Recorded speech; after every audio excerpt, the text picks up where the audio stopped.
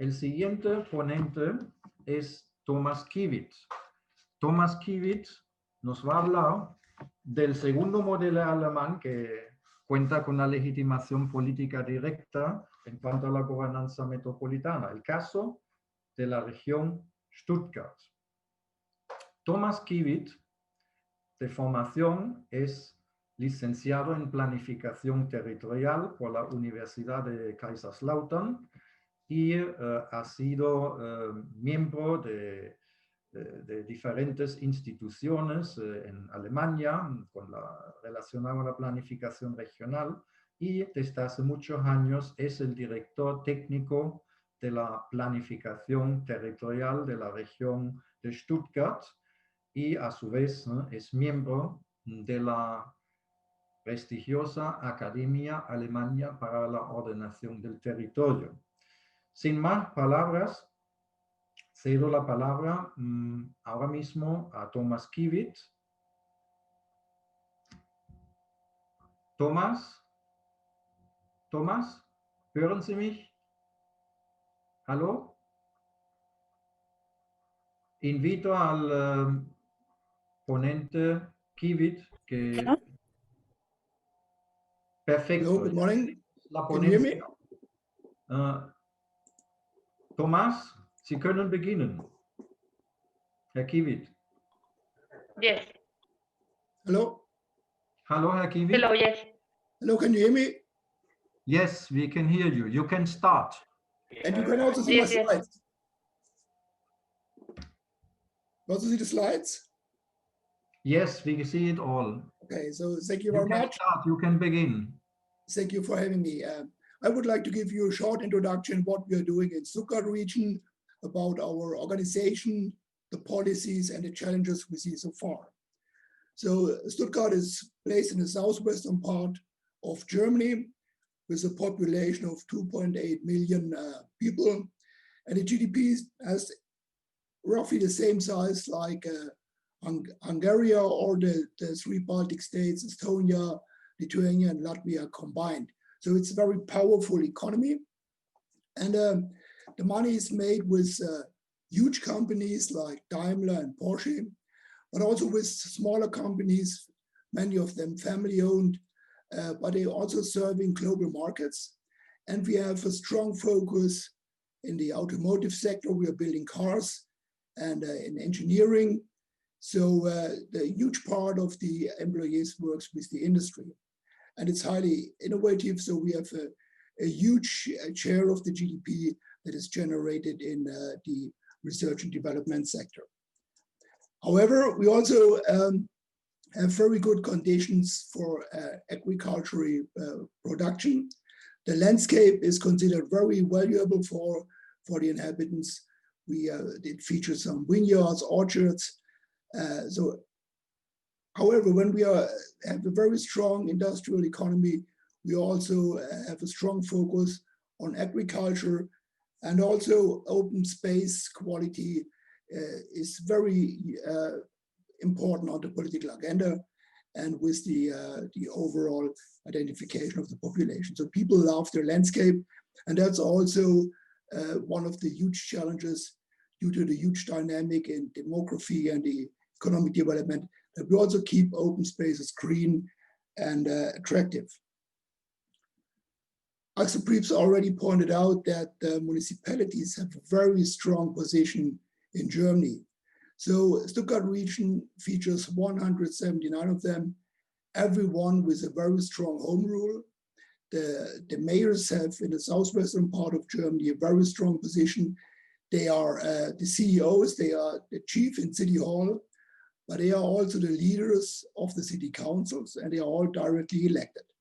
So it's a very strong focus on local government. However, 2/3 of those large number of municipalities do have less than 10,000 inhabitants. We are talking about very small units, but however, they have to stand huge challenges due to the dynamic situation. We gained 100,000 inhabitants during the last 10 years. So the population is growing, the economy is growing, and we have small units that have to handle these tasks. No matter of the huge number of municipalities, people do not live within these within these local boundaries. So 75% of the population do not live in the town of, do not work in their town of residence. So they have to do a daily commute that crosses many of those municipality boundaries. And they expect that traffic works no matter who is in charge for that. So we also have a strong interdependency between the companies. The supply chains are not limited to one local authority.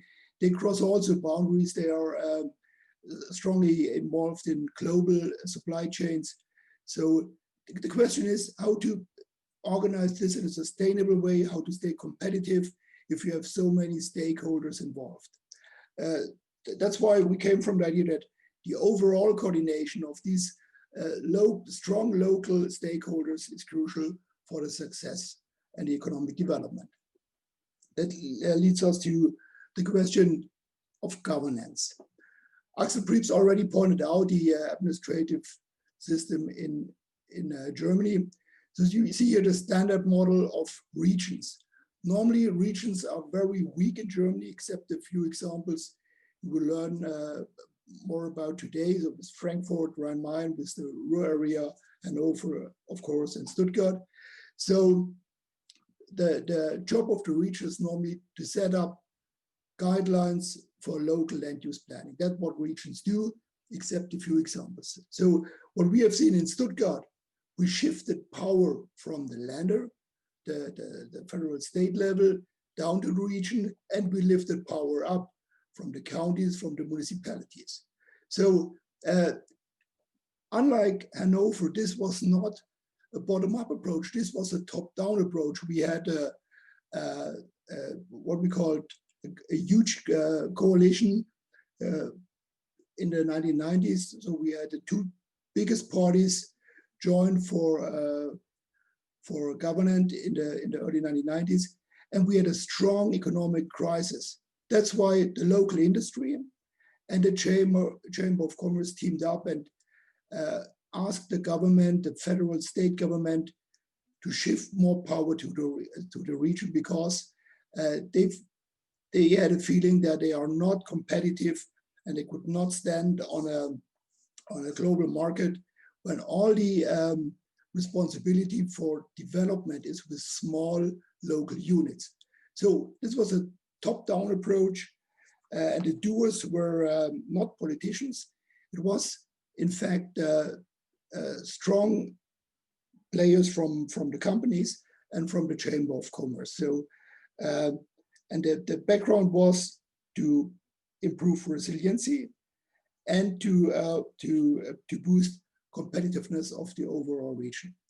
So the idea was that we have a stronger regional tire that also is responsible for economic development, for regional marketing, for public transport, for green infrastructure, and that should also have a budget for further investment. And it was also introduced a regional assembly for the political steering, a directly elected political steering committee. And as you can imagine, if you have strong local levels, if you have strong mayors in the local administration, you take power away from them. This is something for a start that is not the best setting for cooperation. So we had, and we can say this after 25 years, that we had in the beginning, we had a huge conflict between the local level and the regional level, because for many of the local stakeholders, this was just imposed on them without too much involvement from the local side. And I think the crucial point is that we have a region that is now a political entity. So the decision makers on regional level are directly elected. The regional assembly is directly elected. So they have a very strong democratic mandate. And of course, this also brings some awareness on political level, even on the Länder level. So if you have an election going on, if you have parties on the campaign trail that set up political programs. This always raises political awareness. So there is a strong political focus on Stuttgart region. And of course, all the candidates, all the parties have to show up with a political agenda. They have to tell the people while they are on the campaign trail, what are their aims for the next 5 years for the election term, what they want to achieve in these 5 years. And after 5 years, they have to take the responsibility what happened or what did not happen in the last 5 years. So regional development became a significant level of political action and, of course, of investment. And I think that this is very consequent because we all know that in city planning, we have huge debates on how houses are built, how many stories they should have. So, and the consequence is that even on regional level, we're talking about how our cities are about to develop during the next 10, 15, 20 years. I think these are very political topics that should be decided in the parliaments that are elected for exactly that reason.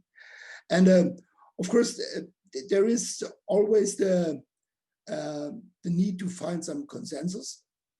And but however, if consensus cannot be found within among the parties and among the decision makers, we always have the opportunity to decide by majority.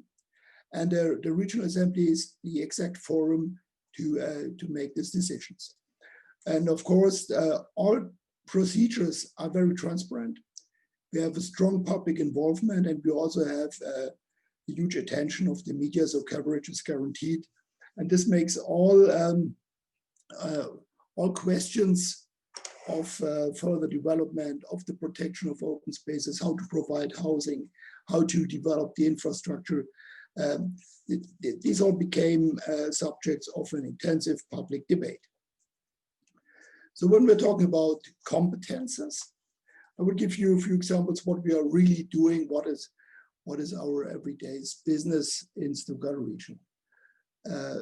We have competences in the field of mandatory comprehensive planning, public transport, the protection and development of open spaces, economic development, marketing and tourism is on the agenda. We support the municipalities, and we have some network and research activities. So I want to go more into detail. The regional plan sets up the guidelines for sustainable development. So the regional plan is a long-term perspective for the overall spatial development of the region. He has been set up in a very transparent procedure. We had very intensive information of all stakeholders involved. We have public consultation about all the content of the regional plan, huge public outreach activities and information. We have participation even of the general public, of all the NGOs. And after all, and this is a process that takes between 3, 4, and 5 years to set up the plan. But in the end, it's the mandatory guideline for local land use plan. The development and zoning still is with the local authorities, but these are mandatory guidelines for the development of the land use plans. And he sets up clear priorities and he's strictly enforced. So this is not just a recommendation, this is really enforced, and this is very, very binding and very strict.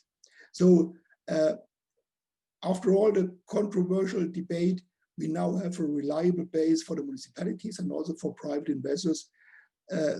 Land use planning and development is still with the municipalities, but it can only take place within the framework that is set up by the regional plan.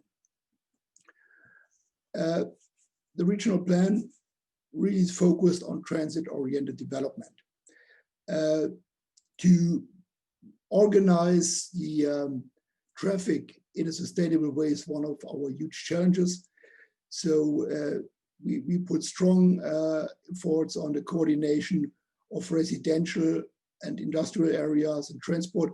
So we want to make sure that we have more houses, more factories, more jobs in places where we can transport people with, by public transport, and we have a lower density in places where there's no access to metro or railway system. So strong focus on the access where we want to put most of the development, and lower development in places where the people have to use the car.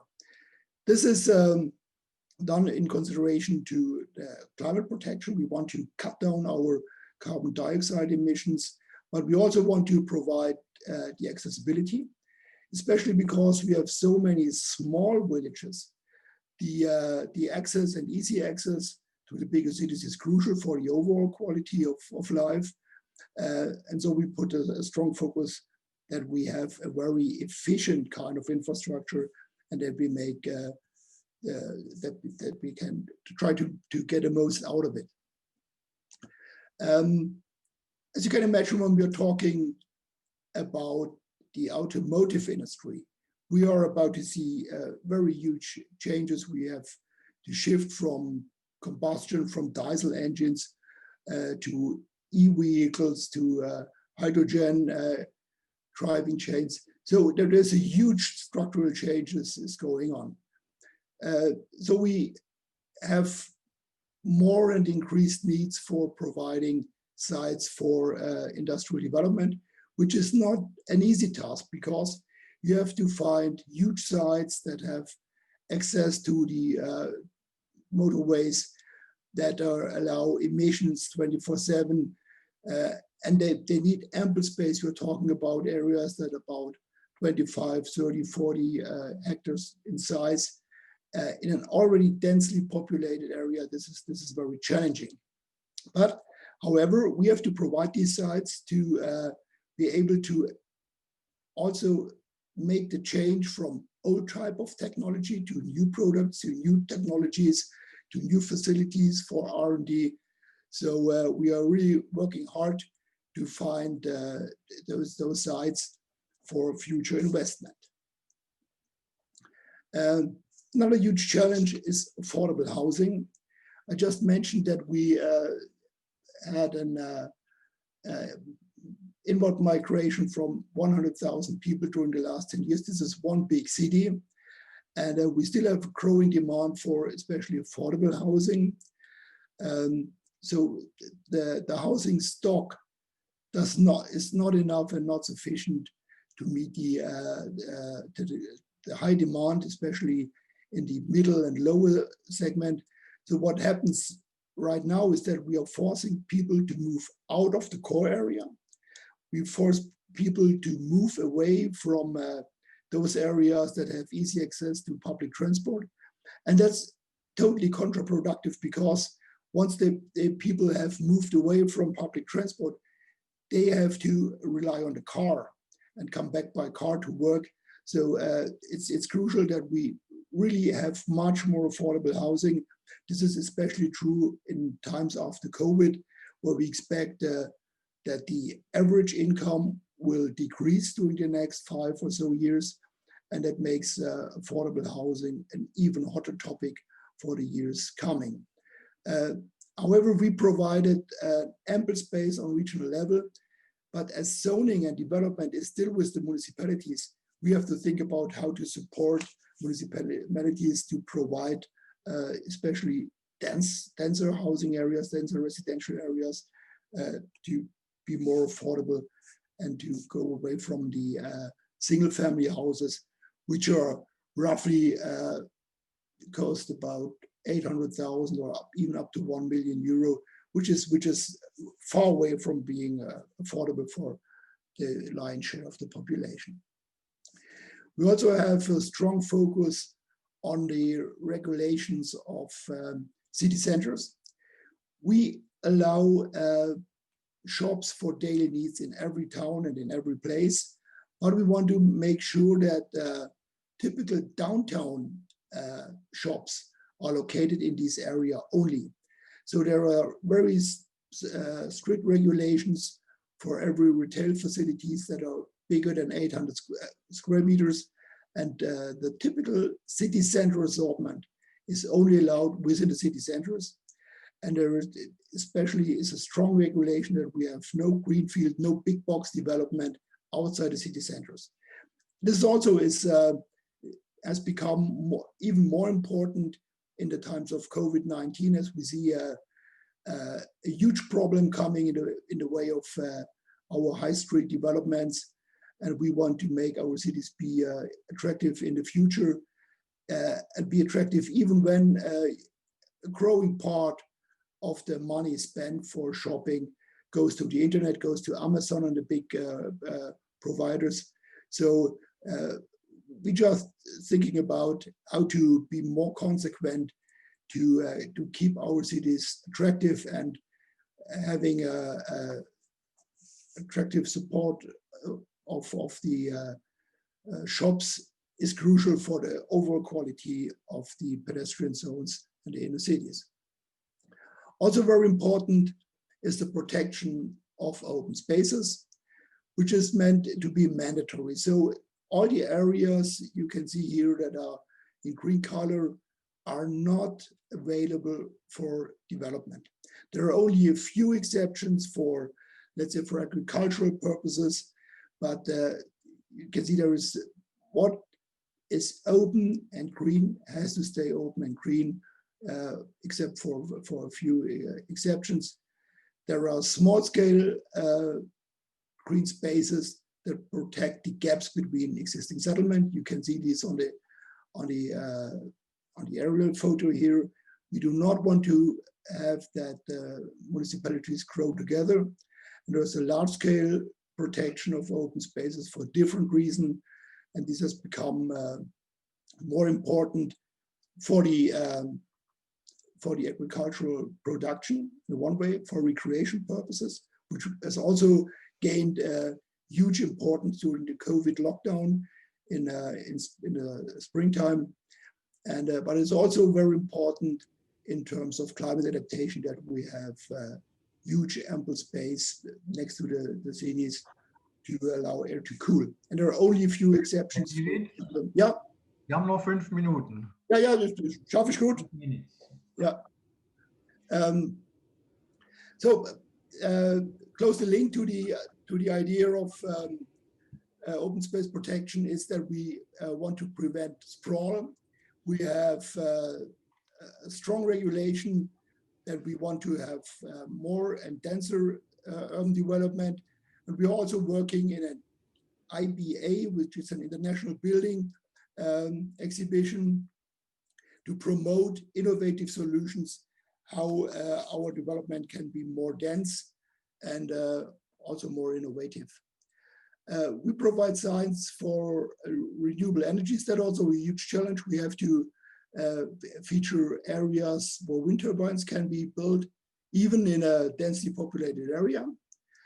And we are responsible for infrastructure for mobility. We provide roughly 300 kilometers of tracks for the metro, which is the backbone of the public transport system, and which really defines the catchment area of the region. So this is very crucial for us. And we are also in charge for the park and ride facilities and for traffic control and management. So these are new tasks in addition to the long-standing task of being responsible for public transport on the tracks. We also invest in the green infrastructure. We have an annual budget of 1.5 million euros for the development of open spaces, which is very important for us, and which has proved to be even more important after the experience of the COVID lockdown. We also invest in pilot programs for sustainable development. We have a support for the companies within the region. We provide networks in many sectors: automotive, fuel cell development, logistics, where we facilitate the exchange and transfer, bringing the players together and generate regional ties. We want to stay, we want to make the companies in the region feel welcome. We want to make them stay here. And then I'll come to the bottom line. So after all, I think we are much better together. And that's why we shifted from the conflict, the former conflict between the regional level and the municipalities, to a stronger support of the municipalities from in all questions related to regional development. So especially if you're talking about smaller cities, support is crucial. In a political way, in a practical way, we support them also in the huge task of participation. We provide database for policy consultancy and participation for the local governments. So we want to make sure that they can have the big picture also when they make their local decisions. We provide the hardware, the metro, mobility, and open spaces. We trigger innovation with pilot projects, and we facilitate the cooperation. And what is also very important for us, that we have a strong exchange on national level, on international level.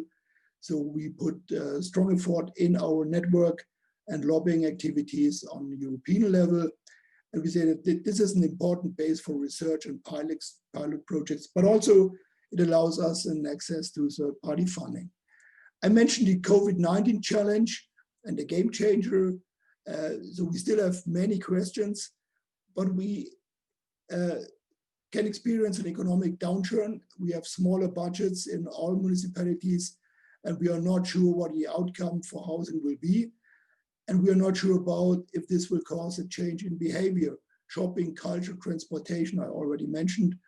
But what can be seen already is the relevance of green infrastructure, which is one of our key competences and what we want to improve during the next years. So our first responses are: we have an ongoing improvement of public transport. We have an improvement of fiber infrastructure. We set up sites for innovation.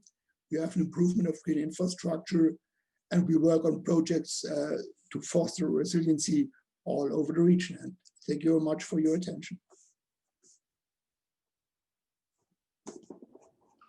Muchísimas gracias, Thomas Kiwitt. Muchísimas gracias por tu clara y concisa exposición, que nos ha hecho ver con claridad las tareas importantes de la gobernanza metropolitana, como son la promoción económica, apoyando y asesoramiento también prestando a los municipios, la importancia de la movilidad sostenible. Hablaste de la Transit Oriented Development, que es la planificación integrada de los usos del suelo, sobre todo los residenciales, en coherencia con las redes de transporte, una planificación integrada, ¿no?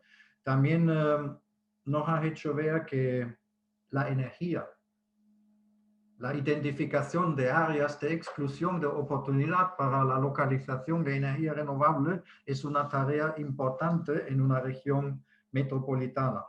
Y por último, ha hecho también mucho hincapié en la absoluta necesidad de los planes de ordenación del territorio, ¿no? Si hay una buena práctica en el mundo, en Alemania, vosotros sois la vanguardia en esto. Y aquí quisiera resaltar que en Stuttgart estáis prestando mucha atención a la calidad del paisaje, no solo como patrimonio, recurso natural y cultural, sino como factor de calidad de vida, factor de la imagen corporativa de la región urbana, que es muy importante ese factor soft de localización de la imagen para atraer profesionales altamente cualificadas y también empresas en sectores modernos.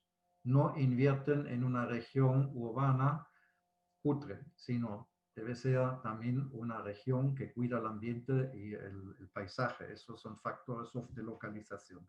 Eso creo que hay que retener.